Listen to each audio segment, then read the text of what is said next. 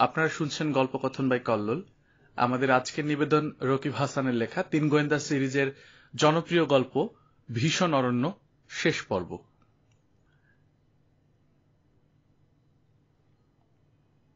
নদীর ভাটির দিকে একটানা চলেছে বজ্রাবহর। সবাই বিষণ্ণ। কিশোরের একমাত্র ভাবনা কি করে এখন ম্যানাও পৌঁছে স্টিমারে জানোয়ারগুলো তুলবে। ৩ গোয়েন্দার কাছে এখন জঙ্গল শুধু মৃত্যু আর আতঙ্ক। এই সময় মুসার উঠল জ্বর। অবহেলা করে ম্যালেরিয়া নিরোধক ট্যাবলেট খায়নি নিয়মিত, হ্যামকের উপর মশারি খাটায়নি, এক রাতের মশার কামড়ই ধরে ফেলেছে। ছোট বজ্রার টলডোর ছাতে শুয়ে রইল সে। ভ্যাম্পের দেখা নেই। কিশোর আশা করল ডাকাতটার হাত থেকে মুক্তি পাওয়া গেছে, কিন্তু একদিন জঙ্গলিদের ঢাকের শব্দ কানে এলো।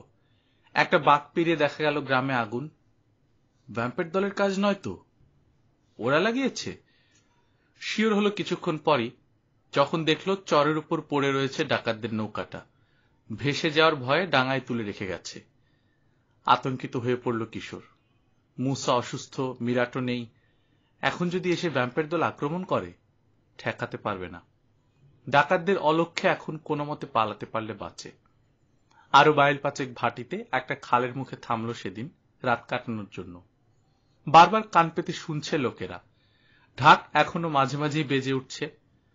অনেক দূর থেকে জবাব আসছে সে শব্দের। তার মানে খবর দেয়া হচ্ছে অন্য গ্রামের জঙ্গলিদের, দাওয়াত করছে কিংবা সাহায্যের আবেদন। ঢাকের শব্দে কেঁপে কেঁপে উঠছে বন। ভীষণ ভয় পাচ্ছে কিশোরদের সঙ্গের ইন্ডিয়ানরা। আগুনের কাছে গায়ে গা ঠেকিয়ে জড়সড় হয়ে বসেছে, ফিসফাস করছে। তাদের আরো উত্তেজিত করে তুলছে জিবা। কাছে এসে দাঁড়ালো কিশোর। কি হয়েছে জিবা? ঢাক সিনার, এরা ঢাকের শব্দে ভয় পাচ্ছে। কেন? এক ইন্ডিয়ান অন্য ইন্ডিয়ানকে জবাই করবে না? এক গোত্রের না হলে করবে। এখানকার ইন্ডিয়ানরা ভারী পাজি, বুনো। বিদেশি মানুষকে দেখতে পারে না। তাদেরকে যারা সাহায্য করে তাদেরকেও না। তোমাকে ধরতে পারলে খুন করে ফেলবে। সঙ্গে যারা আছে কাউকে ছাড়বে না। হাসল কিশোর। যতখানি বলছো ততখানি হয়তো নয়। প্রথম থেকেই তো বাড়িয়ে বলা শুরু করেছ। নদীর ধারে গেল জিবার তার সঙ্গীরা গায়ে কি ঘটছে দেখার জন্য। উত্তেজিত হয়ে উজানের দিকে কি যেন দেখাচ্ছে আর বলাবলি করছে। পায়ে পায়ে তাদের কাছে চলে গেল কিশোর। রবিন রইল মুসার কাছে। রক্তাক্ত সূর্যের পটভূমিতে জঙ্গলিদের জ্বলন্ত গায়ের ধোঁয়া কেমন যেন বিষণ্ণ করে তুলেছে পরিবেশ। কিন্তু সেটা দৃষ্টি আকর্ষণ করেনি ইন্ডিয়ানদের। তারা চেয়ে আছে নৌকার দিকে। এদিকেই ভেসে আসছে নৌকাটা। দূর থেকে যাত্রীদের দেখা গেল। কিশোর গুনল 9 জন। চুপ করে বসে আছে ওরা, দাঁড় বাইছে না, একেবারে নড়ছে না। আশ্চর্য তো। হঠাৎ ঠান্ডা হয়ে গেল কিশোরের হাত পা। আরো কাছে চলে এসেছে নৌকা। সাঁঝের আবছা আলো এখন কিছুটা স্পষ্ট দেখা যাচ্ছে 9 জন মানুষকে। কেন কেউ নড়ছে না বোঝা গেল এতক্ষণে। একজনেরও মাথা নেই। স্রোতের টানে 50 ফুটের মধ্যে চলে এলো। সাংঘাতিক ভয় পেয়েছে জিবা। থরথর করে কাঁপছে। 9টা মুন্ড শূন্য ধর। কাপড় দেখেই বোঝা যাচ্ছে ওরা ইন্ডিয়ান নয়, নিশ্চয়ই ভ্যাম্পের ডাকাত দল। এতদিন অন্যের গলা কেটেছে, এবার নিজেদের গলায় কাটা পড়ল। জঙ্গলিদের গায়ে আগুন লাগানোর পরিণতি। আতঙ্কিত যেমন হয়েছে, সেই সাথে স্বস্তিও পাচ্ছে কিশোর। সকালে চোখে মুখে রোদ লাগলে ঘুম ভাঙল কিশোরের। অলস ভঙ্গিতে আড়মোড়া ভাঙল। মুখের উপর হাত রেখে পড়ে রইল চুপচাপ। সকালের এই কয়টা মুহূর্ত এখানে উপভোগ করে সে। আগুন জ্বালানোর জন্য এই সময় কাঠ জোগাড়ে ব্যস্ত হয় ইন্ডিয়ানরা। তাদের অলস কথাবার্তা, তেতলি আর মগের ঠোকাঠুকির শব্দ, ধোঁয়া আর কফির গন্ধ, এসব ভালো লাগে তার। কিন্তু আজ এত চুপচাপ কেন? শুধু জঙ্গলের পরিচিত কোলাহল আর মাঝে মাঝে জঙ্গলিদের ঢাকের একঘেয়ে দিড়িম দিড়িম। চোখের উপর থেকে হাত ছড়িয়ে কাত হয়ে তাকালো কিশোর। আগুনের পাশে গোল হয়ে বসে থাকার কথা ইন্ডিয়ানদের, হাতে মগ। কিন্তু কেউ নেই। জনশূন্য ক্যাম্প। এমন তো হওয়ার কথা নয়। হ্যামক থেকে নামল কিশোর। গাছের আড়াল থেকে বেরিয়েই যেন হোঁচট খেল। বড় বজ্রার পেছনে নোঙর করা মন্টেরিয়াটা নেই। ভয় পেল কিশোর, প্রচন্ড ভয়। মনকে বোঝালো নৌকা নিয়ে মাছ ধরতে গেছে লোকগুলো নাস্তার জন্য। কিন্তু তাই যদি হবে, সবাই কেন? বড় জোর দুজন যাবে, অন্যরা থাকবে আগুনের কাছে। ভাটির যতদূর চোখ চায় তাকালো সে, কোনো নৌকার চিহ্নও নেই। নিজেকে প্রবোধ দেওয়ার আর কোনো মানে হয় না। যা সত্য সেটাকে মেনে নেওয়া উচিত। ইন্ডিয়ানদেরকে নিয়ে পালিয়েছে জিবা। রবিনকে ডেকে তুলল কিশোর। মুসা প্রায় অচেতন। দেখা গেল শুধু নৌকাটাই নিয়েছে ওরা, মালপত্র সব আছে। এমনকি মন্টেরায় যেসব জানোয়ার ছিল সেগুলোকেও রেখে গেছে বড় বজরায়। বোধহয় ভার কমিয়েছে। ছেড়ে দিল না কেন? খাবার, জাল, মাছ ধরার সরঞ্জাম, মূল্যবান কাগজপত্র, ওষুধ, বন্দুক, গুলি সব রয়েছে। ছোঁয়নি কিছু। ভীষণ জঙ্গলে একা এখন 3 গোয়েন্দা, অসহায়। মুসা জ্বরের ঘোরে বেহুশ, নরমুণ্ড শিকারীরা ক্ষেপে আছে। আগের দিন বিকেলের বিভৎস দৃশ্যটা মনে পড়ল কিশোরের। শিউরে উঠল। কল্পনা করল বড় বজরায় জানোয়ারের সঙ্গে 3টে কাটা ধর। আর ভাবতে পারল না। দুর্বল কণ্ঠে ডাক দিল মুসা। তাড়াতাড়ি এগিয়ে গেল রবিন। পানি চায় মুসা। কপালে হাত দিয়ে দেখল রবিন পুড়ে যাচ্ছে। পকেটে ট্যাবলেট আছে, পানির সঙ্গে ওষুধ খাইয়ে দিল। সংক্ষেপে জানালো কি ঘটেছে। ম্যালেরিয়ার চিন্তাশক্তি ঘোলাটে করে দিয়েছে মুসার। রবিনের কথা ঠিকমতো বুঝতে পারল না, কিংবা কানেই ঢুকল না।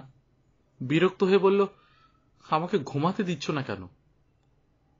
উঠে চলে এলো রবিন। ইতিমধ্যে আগুন ধরিয়ে ফেলেছে কিশোর।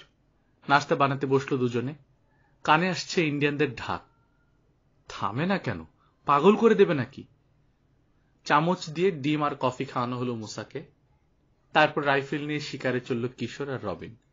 জানোয়ারগুলোকে খাওয়াতে হবে, বিশেষ করে অ্যানাকোন্ডাকে। ক্ষুধায় অস্থির হয়ে উঠেছে ওটা। লেজের বাড়ি মেরে সমস্ত পানি ফেলে দিয়েছে খোল থেকে। আগে তার পেট ঠান্ডা না করে পানি ভরে লাভ নেই, আবার ফেলে দেবে।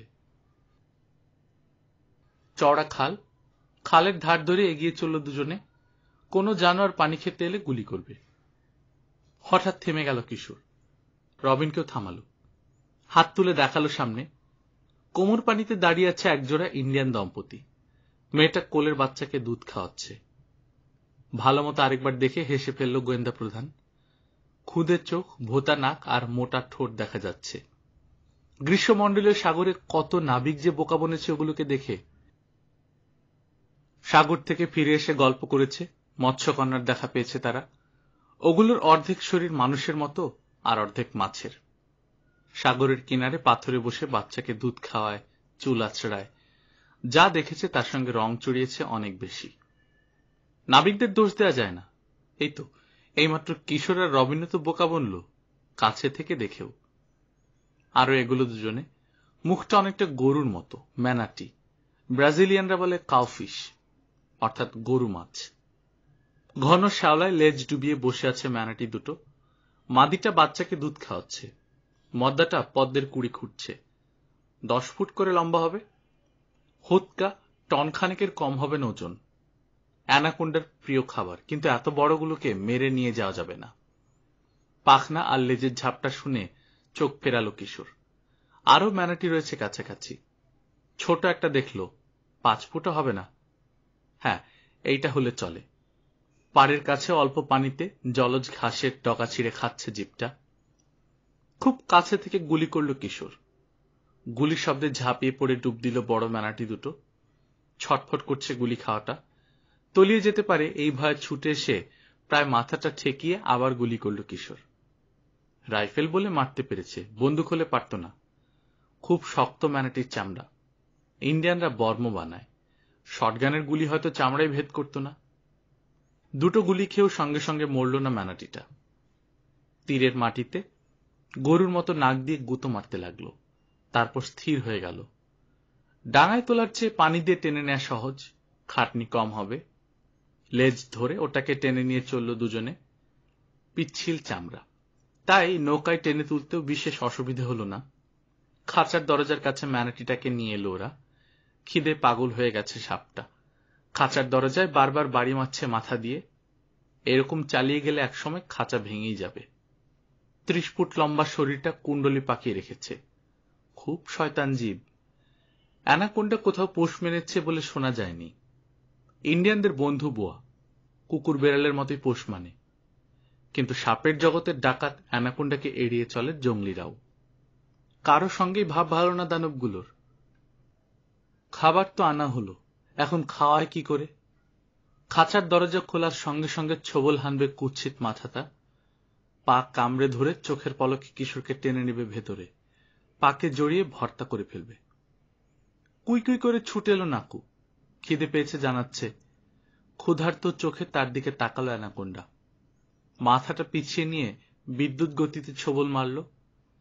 খাঁচায় বাঁশের বেড়া না থাকলে নাকুর জীবনের ওখানে ইতি ঘটত। উপায় পাওয়া গেল। নাকুকে তুলে নিয়ে খাঁচার কোণার কাছে চলে এলো কিশোর। সেদিকে চোখ রেখে খাঁচার ভেতর অনুসরণ করলো অ্যানাকোন্ডার মাথা, কোণায় চলে এলো। খাঁচার বাইরে কয়েক ফুট দূরে নাকুকে রেখে রবিনকে ধরতে বলল কিশোর। স্থির চোখে চেয়ে আছে অ্যানাকোন্ডা, সম্মোহন করছে যেন। এভাবে সম্মোহন করে নাকি শিকারকে দাঁড় করিয়ে রাখে, তারপর আস্তে আস্তে এগিয়ে এসে খপ করে ধরে। কিন্তু নাকুর ওপর বিশেষ সুবিধা করতে পারল না সাপ, শক্ত করে ধরে রেখেছে রবিন। তাপিরকে নড়তেই দিচ্ছে না। খাঁচার দরজার কাছে চলে এলো কিশোর। অ্যানাকোন্ডার দৃষ্টি অন্য দিকে। এই সুযোগে খাঁচার পাল্লার কিনারে দড়ি পেঁচালো সে।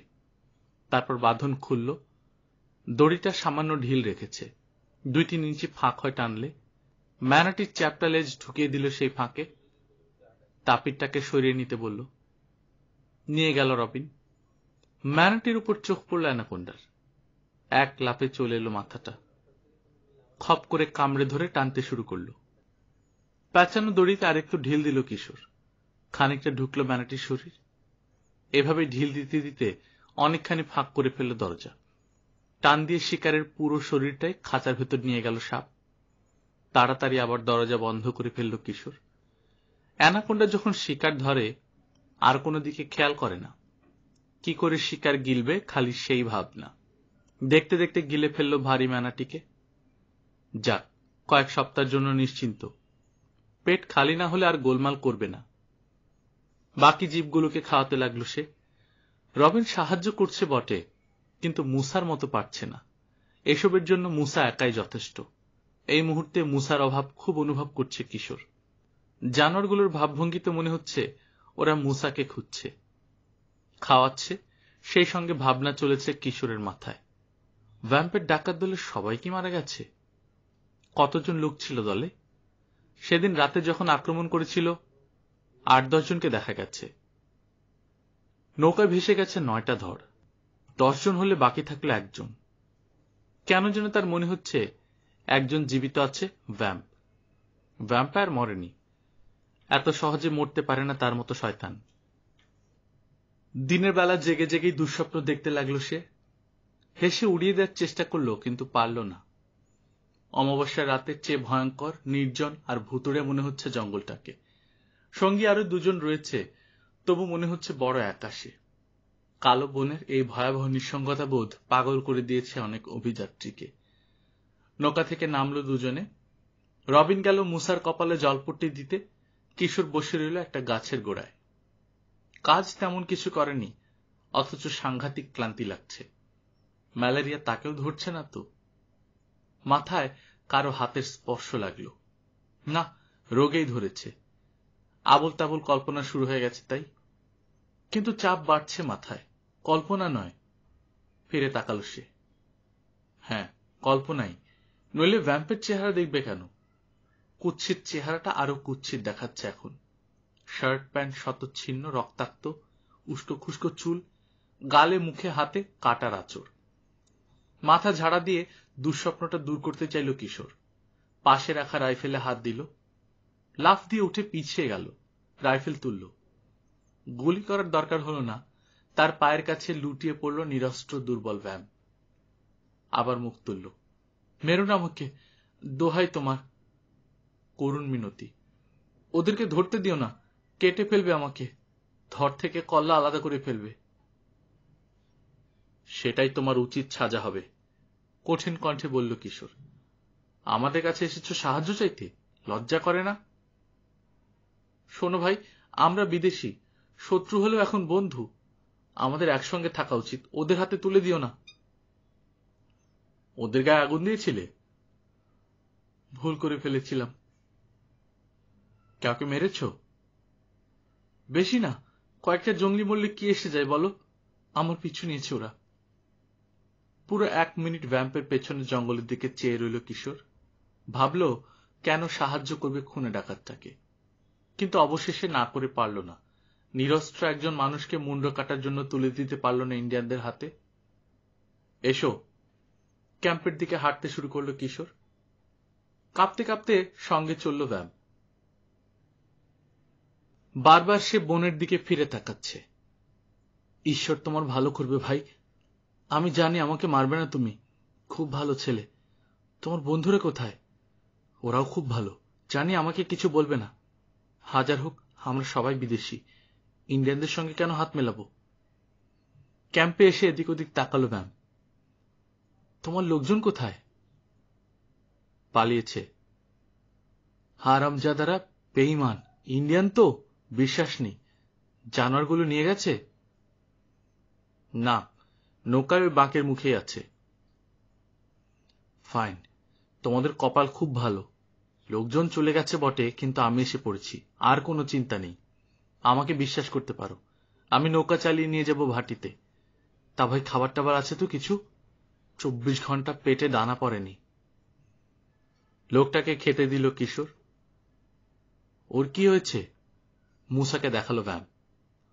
জ্বর, ম্যালেরিয়া। তাই নাকি? খুব খারাপ, খুব খারাপ। তা সত্যি তোমরা একা, আর কেউ নেই?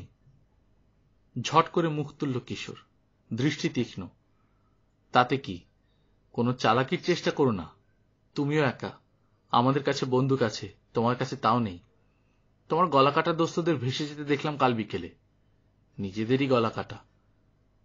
তুমি পালালে কিভাবে? ওরা যখন লড়াই করছিল নিশ্চয়ই ঝোপের মধ্যে চোরের মতো লুকিয়েছিলে। আমি হলাম গিয়ে নেতা, কেন ওদের সঙ্গে লড়াই করে মরতে যাব? বেতন খেয়েছে, কাজ করেছে। যাকগে, ওসব আলোচনা করে লাভ নেই। যা ছিলাম ছিলাম, এখন ভালো হয়ে গেছি। প্রতিজ্ঞা করেছি জীবনে আর কারো কোনো ক্ষতি করব না, কারো একটা চুলও ছিড়ব না, যত টাকাই দিক আমাকে।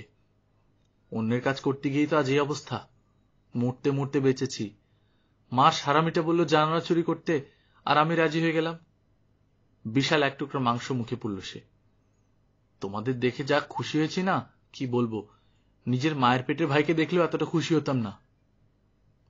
হ্যাঁ, হাবিল কাবিলের মতো ভাই, টিটকারির ভঙ্গিতে বলল কিশোর। মানেটা বুঝল না ভ্যাম, হেসে বলল, ঠিক বলেছ। জঙ্গলের দিকে চাইল, ফিরে তাকালো পানির দিকে। ফুলে উঠছে খালের পানি। কিশোরও খেয়াল করেছে ব্যাপারটা। আগের দিন বিকেলে যতখানি ছিল তার চেয়ে অনেক বেড়েছে পানি। স্রোত চলেছে নদীর দিকে, ভেসে যাচ্ছে উপড়ানো একটা গাছ। শুধু গাছই নয়, বন্যার সময় ভাসমান দ্বীপও দেখা যায় অ্যামাজনে। কয়েকদিন ধরে দেখা যাচ্ছে, তার মানে আসছে প্রচন্ড বন্যা। প্রতি বছরই এই সময় বন্যা হয় এই অঞ্চলে। ভীষণ বৃষ্টি হচ্ছে উজানে, আনমনে বলল ভ্যাম। কিশোরের দিকে ফিরল। এখন যেখানে বসে আছি, আর সপ্তাহখানেক পর এটা থাকবে কয়েক ফুট পানির তলায়, কিংবা হয়তো দ্বীপ হয়ে ভেসে যাবে। 4-5 তলা বাড়ির সমান বড় বড় মাটির টুকরা ভেঙে ভেসে যায় নদী দিয়ে। অদ্ভুত কাণ্ড, না দেখলে বিশ্বাস হয় না। নৌকার সঙ্গে ওগুলো ধাক্কা লাগলে। না না, তোমাদের চিন্তা নেই, নৌকা আমি সামলাবো। যেভাবেই হোক ম্যানাও পৌঁছে দেব তোমাদের। খেয়ে দিয়ে অনেকটা সুস্থ হয়েছে সে। কুৎসিত হাসিতে হলদে দাঁত বের করে বলল, আর ভয় নেই তোমাদের, আমি এসে গেছি, আমি পৌঁছে দেব। সাঁ করে মাথার উপর দিয়ে উড়ে গিয়ে খট করে গাছে বিঁধল একটা তীর। 2 লাফে ঝোপে গিয়ে ঢুকলো ভ্যাম। ঝোপঝাড় ভেঙে ছুটল। কি হলো? বলে উঠল রবিন। মুসাও মাথা তুলেছে। জঙ্গলি, মুসা শুয়ে থাকো, ফিসফিসিয়ে বলল কিশোর। যেদিক থেকে তীর এসেছে সেদিকে তাকিয়ে চেঁচিয়ে কথা বলল, আমরা বন্ধু। লিঙ্গুয়া জেরাল, অর্থাৎ ইন্ডিয়ানদের সাধারণ ভাষায় কথা বলছে সে। না বোঝার কথা নয়, কিন্তু জবাবে আরেকটা তীর উড়ে এলো। অল্পের জন্য তার কাঁধটা বাঁচল। 9টা ধরের কথা মনে পড়ল কিশোরের। চট করে তাকালো হ্যামকে শুয়ে থাকা মুসার দিকে। পাশে রবিন। ওদেরকে বাঁচানোর একমাত্র উপায় লড়াইটা এখান থেকে সরিয়ে নেয়া। ইন্ডিয়ানরা যেদিকে রয়েছে সেদিকে এক ছুটে জঙ্গলে ঢুকে পড়ল সে, হাতে রাইফেল। ওরা বন্ধুত্ব না চাইলে গুলি খাবে। এই কিশোর, কোথায় যাচ্ছ? শোনা গেল রবিনের চিৎকার। আরেকটা তীর শীষ কেটে বেরিয়ে গেল কিশোরের কানের পাশ দিয়ে। মাত্র একটা করে তীর আসে কেন, ব্যাপারটা কি? কারণটা জানা গেল, মাত্র একজন ইন্ডিয়ান। দৌড়ে গেল কিশোর। রাইফেল বন্দুক চেনা আছে ইন্ডিয়ানদের। কিশোরের হাতে রাইফেল দেখে ঘুরে দিল দৌড়। চেঁচিয়ে পেছন থেকে ডাকলো কিশোর। কিন্তু কে শোনে কার কথা? গতি আরো বাড়িয়ে দিল জঙ্গলিটা। প্রায় আধ মাইল পিছে পিছে গেল কিশোর, কিন্তু লোকটা থামল না। হারিয়ে গেল ঘন বনের ভেতর, পোড়া গ্রামটা যেদিকে সেদিকে। কিশোর বুঝল লোকটা গুপ্তচর, ভ্যাম্পের চিহ্ন অনুসরণ করে এসেছে। গ্রামে ফিরে গিয়ে এখন জানাবে সব, দলবল নিয়ে আসবে। ছুটে ক্যাম্পে ফিরে এলো কিশোর। একটা মুহূর্ত নষ্ট করা চলবে না এখন। মুসাকে বয়ে নিয়ে গিয়ে তুলতে হবে বজরায়। যত তাড়াতাড়ি পারা যায় নোঙর তুলে পালাতে হবে। 2-3 কথায় রবিনকে সব বুঝিয়ে দিল কিশোর। হ্যামক খুলতে শুরু করলো। দুজনে ধরাধরি করে মুসাকে বয়ে নিয়ে এলো নদীর পাড়ে। উত্তেজনায় ভ্যাম্পের কথা ভুলেই গিয়েছিল।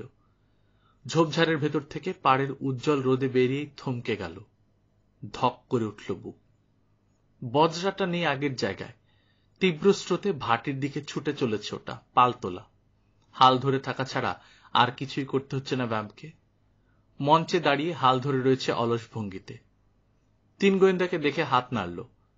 চেঁচিয়ে বলল, বিদায় বন্ধুরা, নরকে দেখা হবে আবার।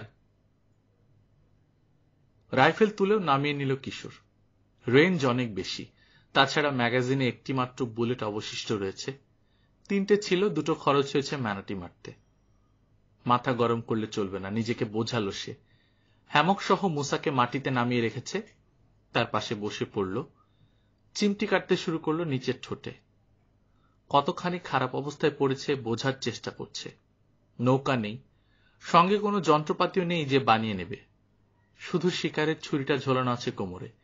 চেষ্টা করলে হয়তো একটা ভেলা বানাতে পারবে, কিন্তু তাতে অন্তত 1 সপ্তাহ লাগবে। এত সময় নেই হাতে। আছে বড়জোর 1 ঘন্টা। হয়তো গা পর্যন্ত যেতে হবে ইন্ডিয়ান লোকটাকে। ভ্যাম্পকে খুঁজতে আরো লোক যদি বেরিয়ে থাকে, তাদের সঙ্গে দেখা হয়ে যাবে।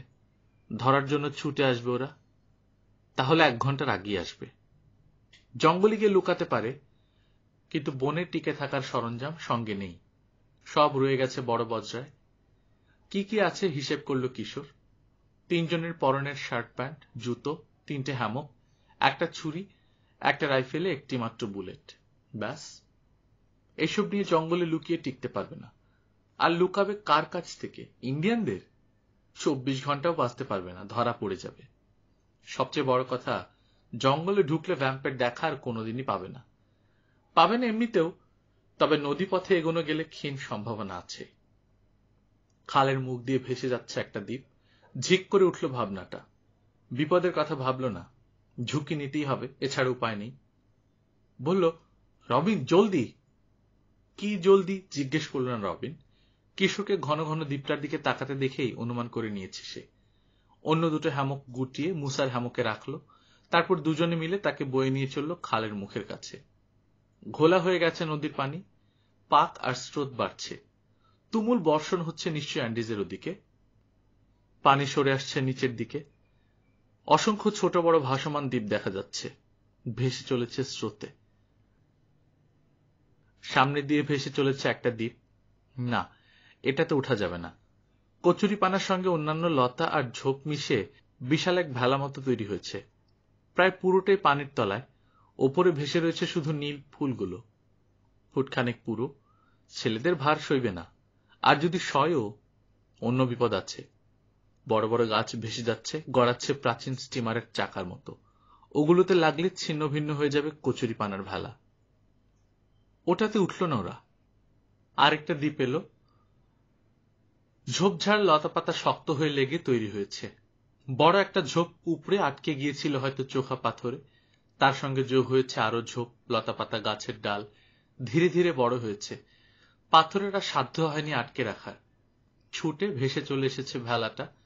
এটাও ভাসমান দ্বীপ, কিন্তু মাটি নেই এতে। সবচেয়ে আজীব দ্বীপ হলো যেগুলোর মাটি আছে, ঝোপঝাড়, এমনকি গাছও আছে। পুরোপুরি দ্বীপ ভাসমান এবং সচল, প্রকৃতির এক আজব খেয়াল।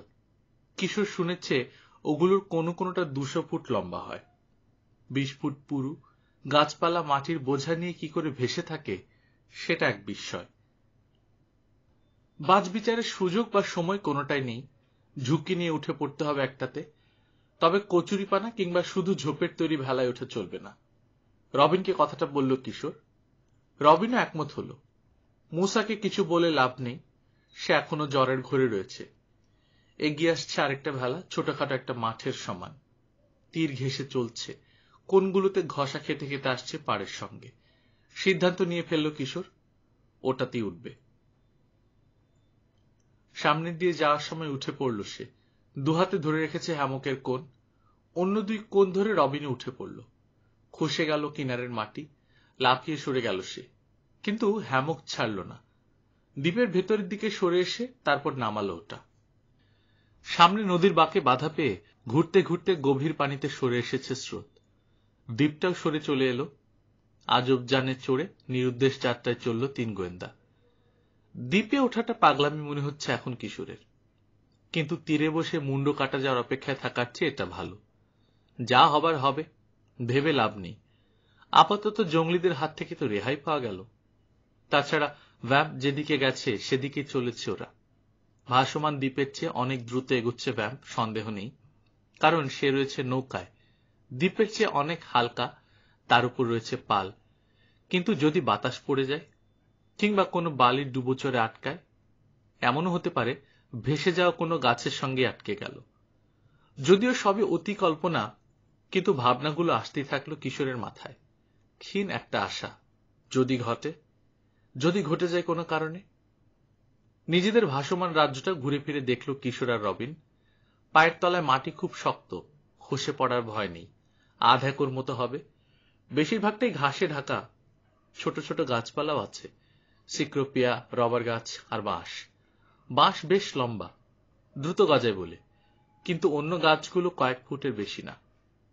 হিসেব করে ফেলল কিশোরের হিসেবি মন। দ্বীপটা বছর খানেকের পুরনো। আগের বছরের বন্যায় 1/2 একর পলিমাটি জমেছিল কোনো জায়গায়। বন্যা চলে যাওয়ার পর দ্বীপে রূপান্তরিত হয়েছিল। তার উপর গাছের চারা গজিয়েছে। এবছর স্রোত ওই দ্বীপের তলা কেটে ভাসিয়ে নিয়ে এসেছে আস্ত দ্বীপটাকে, গাছপালা সহ। কিন্তু বছর খানেকের পুরনো যদি হবে, দ্বীপের শেষ মাথার ওই মস্ত গাছটা এলো কিভাবে? দেখেই বোঝা যায় 100 বছরের কম হবে না বয়স। ভালো মতো পরীক্ষা করে দেখল বিশাল তুলা গাছ, কাণ্ডটা পানির তলায়, কিন্তু ডালপালাগুলো ছড়িয়ে উঠে গেছে 50 ফুট উপরে। না, এই গাছ এই দ্বীপের নয়। ভেসে আসার সময় গাছটার সঙ্গে ধাক্কা লেগেছিল দ্বীপের, শক্ত হয়ে আটকে গেছে একটা আরেকটার সঙ্গে। হ্যামক টানানোর চমৎকার জায়গা। মাটিতে থাকা নিরাপদ নয়, সাপের ভয় আছে, আরো নানা পোকামাকড়, বিশেষ করে সামরিক পিঁপড়ে। বন্যার সময় সবাই আশ্রয় খোঁজে, শুকনো জায়গায় দেখলেই উঠে পড়ে। কিচিরমিচির শোনা গেল। বানর! হাত তুলে দেখালো রবিন। কিশোরও মুখ তুলে তাকালো। তাদের দিকে চেয়ে আছে ছোট্ট প্রাণীটা, বানভাসির শিকার। জানটা মোটামুটি ভালোই, টিকবে ভরসা হচ্ছে।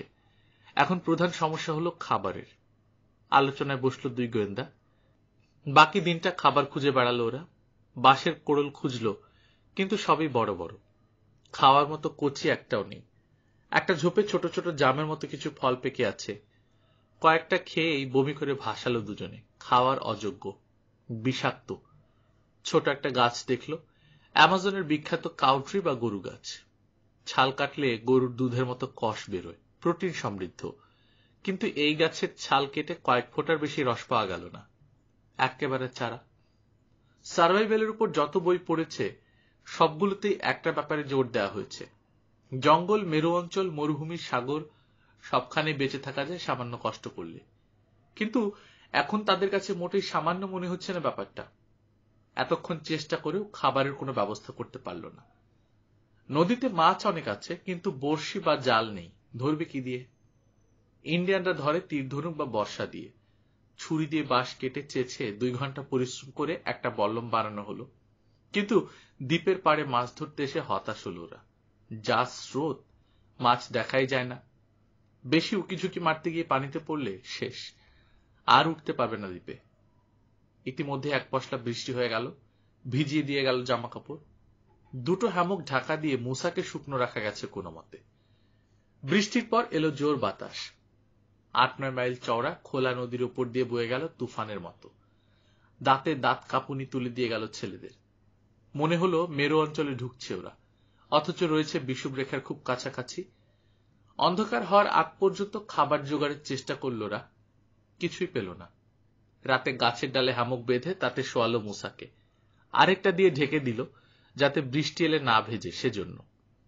বাকি একটা হামকে পালা করে রাত কাটানোর ব্যবস্থা করলো রবিন আর কিশোর। অন্ধকার রাতে এই শীতের মধ্যে সবচেয়ে বেশি প্রয়োজন আগুন। জ্বালাতে পারবে না, ম্যাচ নেই। বিকল্প কোনো উপায়ে হয়তো জ্বালানো যায়, কিন্তু জঙ্গলিরা দেখে ফেলার ভয় রয়েছে। ক্ষুধায় শীতে কাতর হয়ে হ্যামকে গিয়ে উঠল কিশোর। গাছের ডালে বসে পাহারায় রইল রবিন। ভাসমান দ্বীপে কোন অজানা বিপদ লুকিয়ে আছে কে জানে। সাবধান থাকা উচিত। কয়েক ঘন্টা পর কিশোর এসে তার জায়গায় বসবে। অন্ধকারে ছুটে চলেছে দ্বীপ, স্রোতের উপর ভরসা এখন। সবচেয়ে বড় ভয় নদীতে গজিয়ে থাকা আসল দ্বীপের সঙ্গে ধাক্কা লাগার। নিমেষে গুড়িয়ে যাবে এটা, কিন্তু স্রোতের গুণাবলী সম্পর্কে যতখানি জানে রবিন, কোনো কিছুর সঙ্গে ধাক্কা খায় না, পাশ কেটে বেরিয়ে যায়। শুনেছে এসব ভাসমান দ্বীপের সঙ্গে রাতে কেন বেঁধে আরামসে ঘুমায় ইন্ডিয়ানরা। সকালে উঠে দেখে নিরাপদে পেরিয়ে এসেছে ৩০-৪০ মাইল। হ্যাঁ, ভ্যাম্পের তুলনায় এই একটা সুবিধে রয়েছে তাদের। অন্ধকারে নৌকা চালানোর সাহস করবে না ভ্যাম্প, কোথাও থামতেই হবে। কিন্তু ওরা চলবে, এগিয়ে যাবে অনেকটা পথ। কখনো কখনো তীরের খুব কাছ দিয়ে যাচ্ছে দ্বীপ, বনের হাঁকডাক কানে আসছে। একবার তো এত কাছে একটা জাগুয়ার গর্জে উঠল, রবিনের মনে হলো ওটা দ্বীপেই উঠে এসেছে। এমনিতেই বিপদের কুল নেই, তার উপর জাগুয়ার উঠে এলে যা হয় হোক গে, ভাগ্যের উপর কারো হাত নেই। এই যে বিপদে পড়েছে, ২৪ ঘন্টা আগে কি ভাবতে পেরেছিল এমন ঘটবে? মাঝরাতের দিকে কিশোরকে তুলে দিল রবিন। নিরাপদেই কাটল রাতটা। সকালে বানরটার চেঁচামেচিতে ঘুম ভাঙল রবিনের। ভোরের নিয়মিত প্রাত্যহিক কোলাহল জুড়েছে ওটা। সঙ্গী সাথী না পেয়ে একাই শুরু করেছে। মুসার সঙ্গে কথা বলছে কিশোর, খুশি হল রবিন। মুসার শরীর তাহলে কিছুটা ভালো। নেমে এসে গায়ে হাত দিয়ে দেখল জ্বর নেই। মলিন হাসি হাসল মুসা। পেটে আগুন জ্বলছে তিনজনেরই। তাড়াতাড়ি খাবারের ব্যবস্থা করা দরকার, বিশেষ করে মুসার জন্য। এমনিতেই কাহিল, খাবার না পেলে আর মাথায় তুলতে পারবে না। হয়তো জ্বরও ফিরে আসবে আবার। কিন্তু কি ব্যবস্থা করবে? বিশুদ্ধ খাবার পানীয় নেই। নদীর কাঁচা পানি খেলেই ধরবে টাইফয়েড কিংবা আমাশয়। ফুটিয়ে খেতে হবে। আগুন পাবে কোথায়? আর কেটলি? কোনো পাত্রই তো সঙ্গে নেই। কেটলি ব্যবস্থা করে ফেলল কিশোর। বাঁশ দিয়ে একটা কচি বাঁশের গোড়ার দিকে একটা গাঁটের ঠিক নিচ থেকে কাটল। গাঁটের উপর ৮ ইঞ্চি মতো রেখে বাকিটা কেটে ফেলে দিল। সার্ভাইভেলের বইতে পড়েছে কাঁচা বাঁশে পানি ফোটানো যায়, ভেতরে পানি ভরা থাকলে বাঁশ পড়ে না। কেটলি তো হলো, এবার আগুন।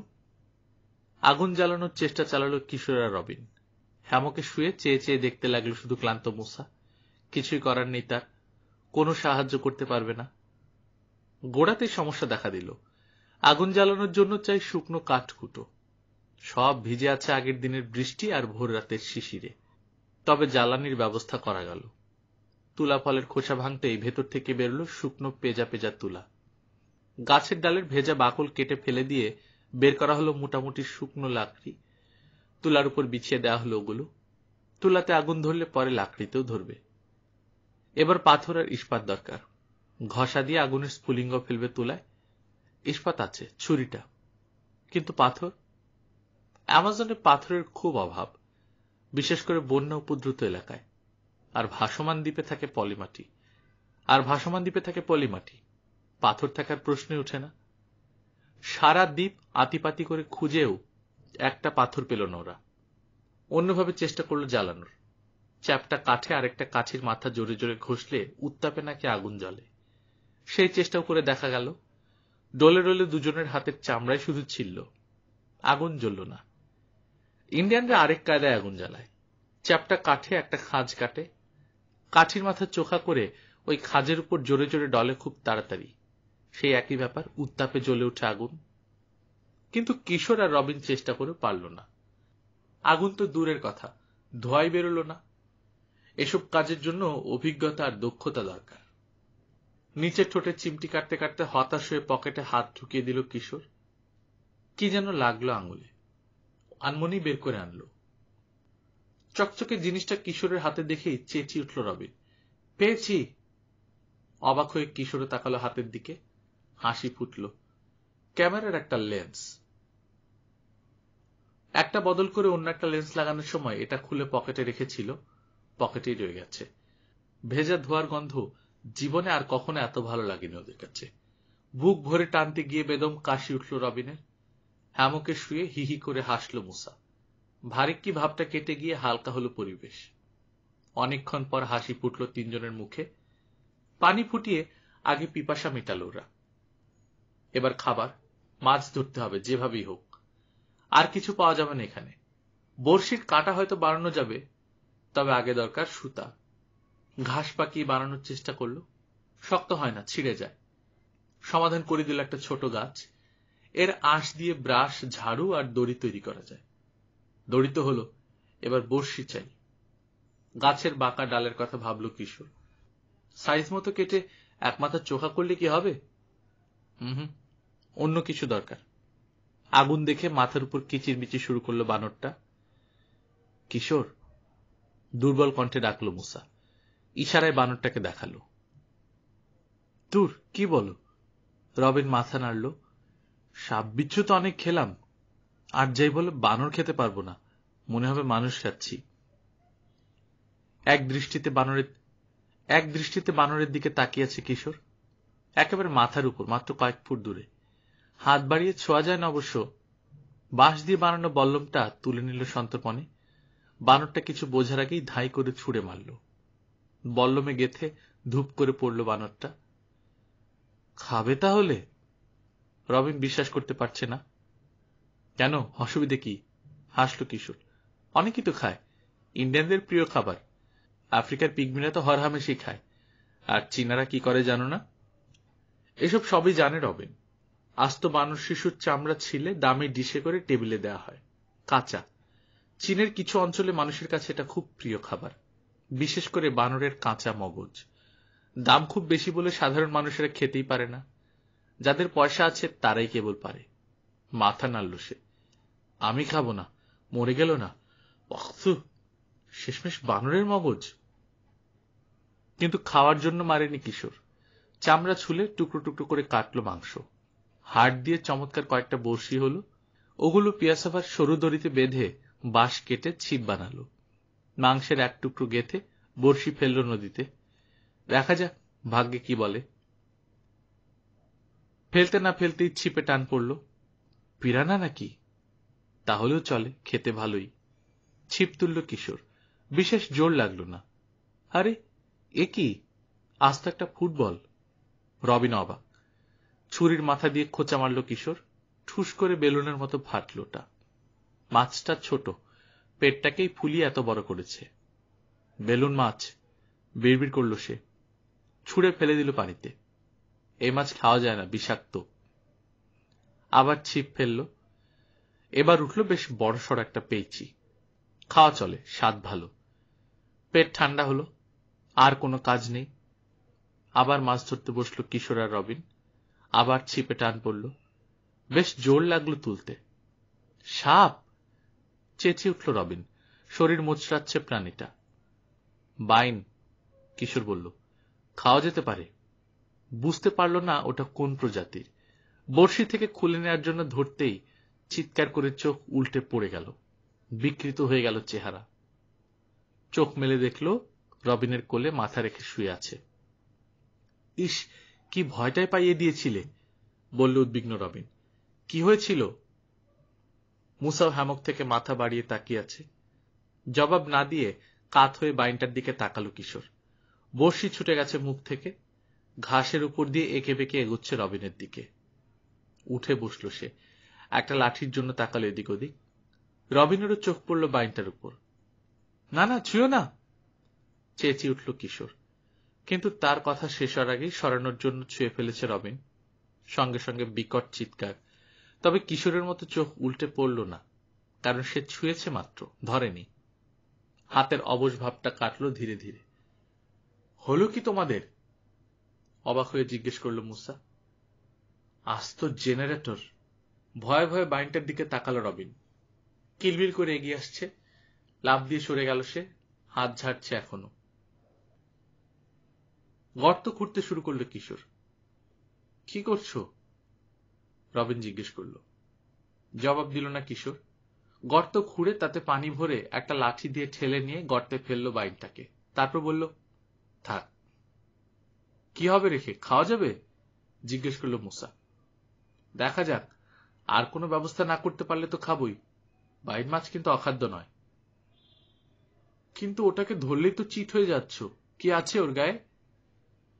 এখনো বুঝতে পারছো না? বিদ্যুৎ। ওটা ইল মাছ। ও আচ্ছা, ইলেকট্রিক শক তো বাচ্চারাই শুনেছি, ম্যালেরিয়া সারায় না? সারায় চিরতরে, জবাব দিল কিশোর। মানে? এমন সারানো সারাবে, কোনোদিন আর ম্যালেরিয়া হওয়ার সুযোগই পাবে না, সোজা পরপারে পাঠিয়ে দেবে। কিশোরের রসিকতা বুঝতে পেরে এক মুহূর্ত চুপ করে রইল মুসা। তারপর জিজ্ঞেস করল, কত ভোল্ট? যে শক খেয়েছি 300-র কম তো হবেই না। যত বেশি বড় হয় বিদ্যুৎ উৎপাদনের ক্ষমতাও নিশ্চয় তত বেশি। না, সেটা নির্ভর করে কোন জাতের বাইন তার উপর। এর অনেক প্রজাতি। কোনোটার জেনারেটর সাংঘাতিক শক্তিশালী। মাত্র 2.5 ফুট লম্বা একটা ইল ধরা পড়েছিল, 500 ভোল্ট বিদ্যুৎ তৈরি করতে পারত। খাইছে, চমকে গেল মুসা। মানুষ মারা তো কিছুই না। মানুষ কি, ঘোড়াও মেরে ফেলতে পারে। পানিতে নেমে গরু ঘোড়া অনেক মারে। বাইন মাছ গায়ে লাগে, শক লেগে অবশ হয়ে যায়, তারপর ডুবে মরে। কি মনে পড়ায় লাঠি দিয়ে আবার বাইনটাকে তোলার চেষ্টা করল কিশোর। কি হলো, আবার তুলছো কেন? জিজ্ঞেস করল রবিন। রকফেলার ল্যাবে দেখেছি বড় বড় বাইনকে লেজ ধরে পানি থেকে তুলছে, তো জিজ্ঞেস করে জেনেছি লাইন কেটে বিদ্যুৎ চলাচল বিচ্ছিন্ন করে দেওয়া হয়েছে ওগুলোর। ডায়নামোটা থাকে বাইনের মাথায়, লম্বা একটা নার্ভ ওখান থেকে লেজের ডগা পর্যন্ত চলে যায়। ওই নার্ভের কোনো জায়গায় কেটে দিলে তার নিচের দিকে আর বিদ্যুৎ যেতে পারে না, তখন ওখানে ধরলে আর অসুবিধা নেই। এক্সপেরিমেন্ট করবে? হ্যাঁ। বলতে বলতেই লাঠির এক খোঁচায় বাইনটাকে ডাঙায় তুলে ফেলল কিশোর। শক্ত করে চেপে ধরল লেজের 6 ইঞ্চি উপরে। রবিনকে বলল, ধরো তো, লাঠিটা শক্ত করে ধরো। ছুরিটা বের করল সে, কাছের হাতল, বিদ্যুৎ নিরোধক। এক পোঁচে কেটে ফেলল বাইনের নার্ভ যে জায়গায় থাকার কথা সেখানটা। সাবধানে আঙুল ছোয়ালো লেজে, শক লাগলো না। জোরে চাপ দিল, না, নেই। মুঠো করে চেপে ধরল লেজ, হাসি ছড়িয়ে পড়ল মুখে। Operation successful. বাইনটাকে আবার গর্তে রেখে দেওয়া হলো। আরো কয়েকটা পেঁচি ধরা পড়ল সেদিন। খাবার আর পানির সমস্যা নেই। দ্বীপটা ভেঙে না গেলে এটাতে কয়েকদিন টিকে থাকতে পারবে ওরা। রোগ প্রতিরোধ ক্ষমতা মুসার অসাধারণ। দ্রুত সেরে উঠতে লাগলো সে। পরদিন দূরে একটা ক্যানন দেখা গেল। তারপর দিন দেখা গেল বড় বজরাকে, তীরে নোঙর করা। দূর দিয়ে সরে যেতে লাগলো ভাসমান দ্বীপ। হতাশ চোখে নৌকাটার দিকে তাকিয়ে রইল তিনজনে। ক্ষোভে দুঃখে মাথার চুল ছিঁড়তে ইচ্ছে করছে। কুমিরের তোয়াক্কা না করে ঝাঁপিয়ে পড়তে যাচ্ছিল মুসা। ঠেকালো কিশোর। কুমির ছাড়াও ভয়ঙ্কর পিরানা আছে নদীতে। ভ্যাম্পকে দেখা যাচ্ছে না, হয়তো বনে ঢুকেছে জানোয়ারগুলোর খাবার জোগাড় করতে। আচ্ছা, কোনটাকে কি খাওয়াতে হয় জানে তো? ভাবছে কিশোর। যত্ন নিতে পারছে ঠিক মতো? আস্তে আস্তে দূরে মিলিয়ে গেল বজরা। পরদিন সকালে ঘুম থেকে উঠে দেখল ভাটির দিকে চলছে নারদ্বীপ। পাক খেতে খেতে এগিয়ে চলেছে চওড়া একটা খালের মুখের দিকে। মূল স্রোত থেকে কিভাবে যেন সরে গিয়ে ঘূর্ণিপাকে পড়েছে। চূড়ান্ত হলো হতাশা। বড় বজরাকে ধরার আশা একেবারে শেষ। চোখের সামনে দিয়ে পাল তুলে শাঁসা করে পার হয়ে যাবে নৌকাটা, ওরা কিছুই করতে পারবে না। বাঁশ কেটে লগি বানানো যায়, কিন্তু লগি দিয়ে ঠেলে এক চুল নড়াতে পারবে না এত ভারী দ্বীপ। ভাটির দিকে না গিয়ে পাশে সরে ঘূর্ণাবর্তে পড়েছে কেন দ্বীপটা বুঝতে পারল কিশোর। বাতাস এখন উজানে বইছে, দ্বীপের তুলা গাছে ধাক্কা দিচ্ছে জোরালো বাতাস, ঠেলছে। ভাটিয়াল স্রোতের তোড় কম, বিপরীত স্রোত ঠেলে না পারছে উজানে যেতে, বাতাসের জন্য না পারছে ভাটিতে নামতে। বেকায়দায় পড়ে পাশ সরতে বাধ্য হয়েছে দ্বীপ। উজানে বড় বজ্রাকে আসতে দেখা গেল। পাল নেই, তাতে অবাক হওয়ার কিছু নেই। বাতাস বিপরীত, স্রোতে ভেসে ধীরে ধীরে এগিয়ে আসছে নৌকাটা। আশা জাগল আবার ছেলেদের মনে। দ্বীপের মতো বড় বজ্রাও যদি বিপথে সরে ঘূর্ণাবর্তে এসে পড়ে। ভ্যাম্পের সঙ্গে দেখা হওয়ার কথা মনে হতেই রাইফেলে হাত বলল কিশোর। জলদি, গাছের আড়ালে লুকাও সবাই। তুলা গাছের ডালপালার আড়ালে লুকালো তিনজনে। ডালে ঝোলানো হ্যামকগুলোর উপর চোখ পড়ল কিশোরের। ভ্যাম্পের নজরে পড়ে যেতে পারে। তাড়াতাড়ি গিয়ে ওগুলো খুলে নিল। সরে যাচ্ছে নৌকা। না, আশা আর নেই, বিপথে পড়েনি। হঠাৎ চেঁচিয়ে উঠল মুসা। ঝটকা দিয়ে নৌকার মুখ ঘুরে গেছে। মূল স্রোত থেকে সরে আসতে শুরু করলো পাক খেয়ে খেয়ে। পড়েছে ঘূর্ণির টানে। একটি মাত্র বুলেট রয়েছে রাইফেলে। মিস করতে চাইল না কিশোর। অস্ত্রটা তুলে দিল মুসার হাতে। ভ্যাম্পকে খুঁজল 3 জোড়া চোখ।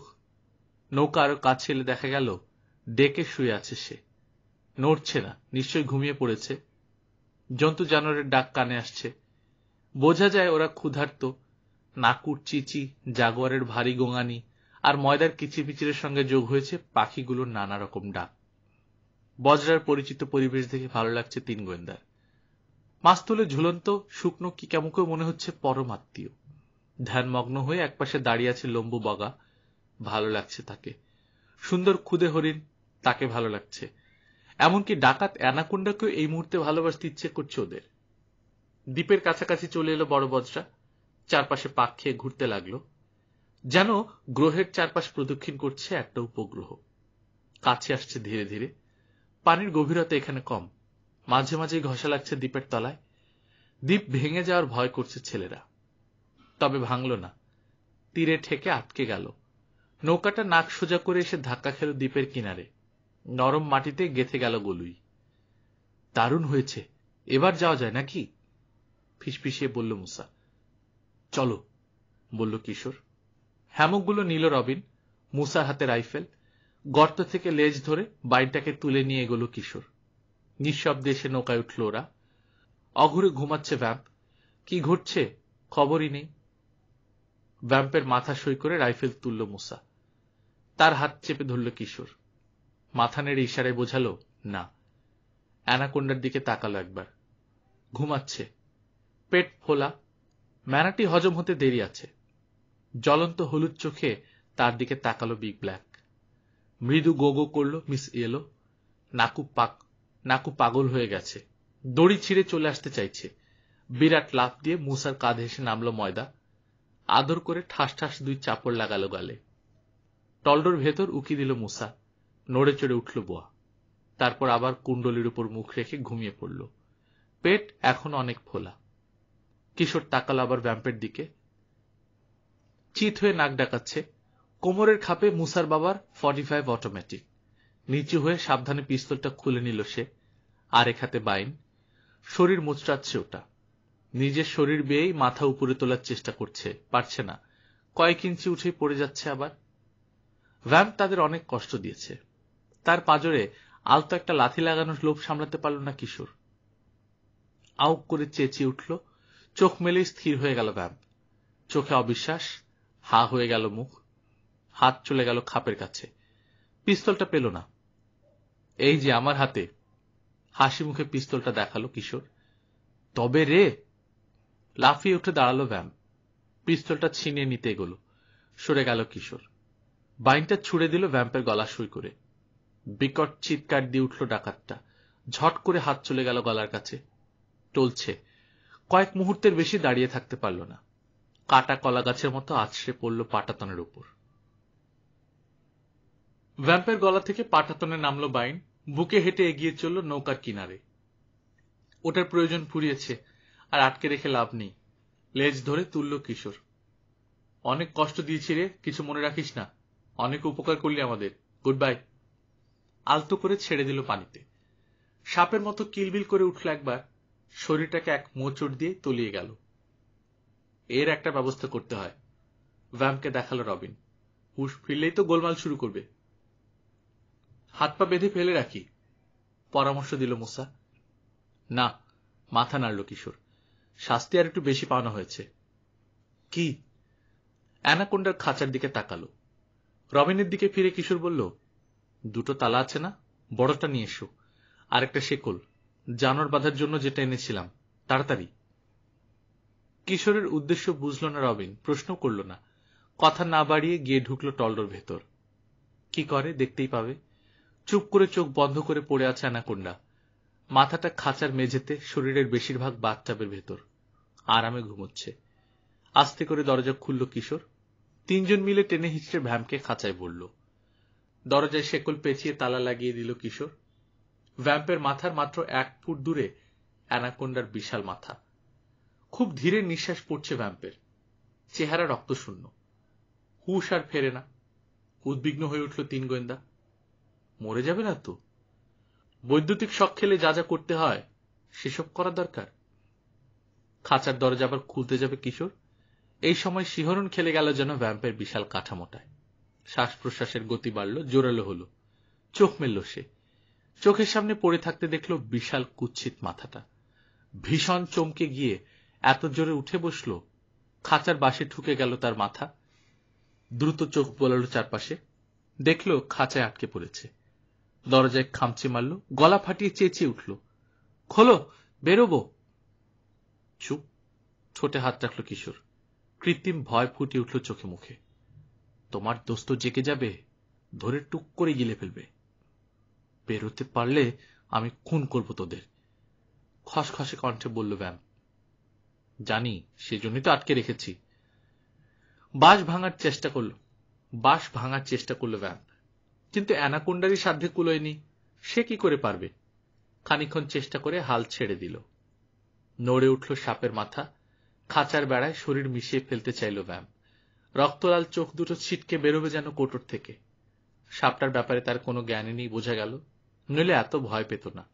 ভরা পেটে ঢোড়া সাপের মতোই নিরীহ ওই দানব। নেহায় ঠেকায় না পড়লে ঘুম থেকে জাগে না। গালাগাল শুরু করল ভ্যাম্প। কান দিল না ছেলেরা। তাদেরকে ভয় দেখাতে না পেরে শেষে সুর পাল্টালো ভ্যাম্প। দেখো, রসিকতা অনেক হয়েছে, আর ভালো লাগছে না। আমি জানি তোমরা খুব ভালো ছেলে।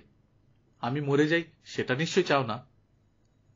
না, শান্ত কণ্ঠে বলল কিশোর। তাহলে পুলিশের হাতে আর তুলে দিতে পারবো না। তোমার যা স্বভাব চরিত্র, ভালো করতে হলে কিছুদিন জেলে থাকা প্রয়োজন। তবে তাতেও ভালো হবে কিনা কে জানে। দেখো, তোমরা ছেলে মানুষ, এই জঙ্গলে টিকতে পারবে না আমার সাহায্য ছাড়া। আর আমি তো তোমাদের ভালোই চাই। তা তো বটেই। জিভ দিয়ে চুকচুক শব্দ করল কিশোর। আমাদের বাঁচানোর জন্য কত দরদ, সেই জন্যই বুঝি ইন্ডিয়ানদের কাছে পেলে নৌকা নিয়ে পালিয়েছিলে। দেখো ভাই, আমাকে ভুল বুঝছো তোমরা। তোমাদের নৌকা আর জানোয়ারগুলোকে বাঁচাতে চেয়েছিলাম। ভালো কাজ দেখিয়েছি, তাই না? একটা জানোয়ারও মরেনি, সব ঠিক আছে। তা আছে, মানুষের মতো রোজ রোজ খাবার লাগে না বলেই বেঁচে আছে, নইলে কবে মরে ভূত হয়ে যেত। তুমি কি খাওয়ানোর মানুষ? দুই সহকারীর দিকে তাকিয়ে কিশোর বলল, চলো, অনেক কাজ পড়ে আছে, এর সঙ্গে বকবক করে লাভ নেই। আবার রেগে উঠল ভ্যাপ। গালাগাল শুরু করল। আওয়াজে সাপটা নড়ে চড়ে উঠতেই ভয় পেয়ে থেমে গেল। জানোয়ারগুলোকে খাওয়াতে লাগলো তিন গোয়েন্দা। ওগুলোর হাব ভাবে বোঝা যাচ্ছে কিচ্ছু খাওয়ায়নি ভ্যাম্প। খা। রক্ত গরম করে রক্ত চাটাকে দিতে দিতে বলল কিশোর। এই শেষ, ম্যানাবে পৌঁছার আগে আর পাবি না। এত কাছে চলে এসেছি? জিজ্ঞেস করল মুসা। হ্যাঁ, বাতাস পেলে কালই পৌঁছে যাব। দুপুরের পর ভাটিয়াল বাতাস শুরু হলো, বাড়ল স্রোতের বেগ। দ্বীপটা চলতে শুরু করল, সঙ্গে সঙ্গে নৌকাটাও। লগি দিয়ে ঠেলে দ্বীপের গা থেকে নৌকাটাকে ছুটালো তিন গোয়েন্দা। দাঁড় বেয়ে এনে ফেলল মূল স্রোতে। পাল তুলে দিতেই তরতর করে ছুটে চলল নৌকা। জ্বর ছেড়েছে, পেট ভরে খেয়ে দিয়ে আবার সুস্থ হয়ে উঠেছে মোসা। মঞ্চে উঠে হাল ধরে বসল, গান ধরল গুনগুন করে। সমস্ত দিনটা নানান রকম ভাবে ছেলেদের মন গলানোর চেষ্টা করল ভ্যাম্প। ফিরেও তাকালো না ওরা। একবার বিশ্বাস করে যথেষ্ট শিক্ষা হয়েছে। বকাবাজি করে কাহিল হয়ে সাপের খাঁচার দেয়ালে হেলান দিয়ে বসল ভ্যাম্প। বড় বড় হাই তুলছে, কিন্তু সাপের ভয়ে চোখ বন্ধ করছে না। ঘুমলেই যদি সুযোগ পেয়ে তাকে গিলে ফেলা অ্যানাকোন্ডা। সাঁঝের বেলা নৌকা পাড়ে ভেড়ালো ছেলেরা। ঘাসে ঢাকা খানিকটা খোলা জায়গা, ক্যাম্প করলো সেখানেই।